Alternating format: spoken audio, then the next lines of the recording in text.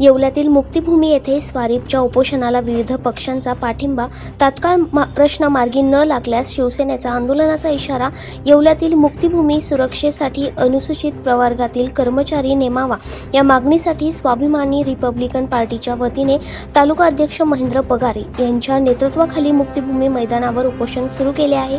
गेल्या 3 ते 4 दिवसांपासून ते उपोषण करत आहेत. मात्र अद्याप कोणीही दखल घेतली नाही. रक्षक म्हणून इतर प्रवर्गातील व्यक्तींची नेमणूक केल्याची तक्रार समाज कल्याण विभाग, भरती तसेच मंत्री छगन भुजबळ यांच्याकडे वारंवार करून देखील याबाबत दखल न घेतल्याने अखेर स्वाभिमानी रिपब्लिकन पार्टीच्या वतीने उपोषणाची हत्यारे उपसले आहे. यावेळी शिवसेना उभाठा गटाचे जिल्हा प्रमुख कुणाल दराडे यांनी भेट घेतली व उपोषणाला पाठिंबा दर्शवला आणि उपोषणाची दखल घ्यावी, याची नेमणूक करावी, नाहीतर आंदोलन केलं जाईल असं कुणाल दराडे यांनी सांगितलं. तर चंद्र पवार गटाचे युवा नेते शाहू शिंदे तसेच भारतीय जनता पार्टीच्या नेत्या आर्किटेक्ट अमृता पवार यांनी देखील पाठिंबा जाहीर केला. तसेच त्वरित हा प्रश्न मार्गी लावावा असे सांगितले. यावेळी विजय गोरेगाव, सुरेश खळे, विजय पगारे, समाधान पगारे, योगेश झालटे, आशा आहेर, हमच्या मंसुरी आदींचे कार्यकर्ते मोठ्या संख्येने उपस्थित होते.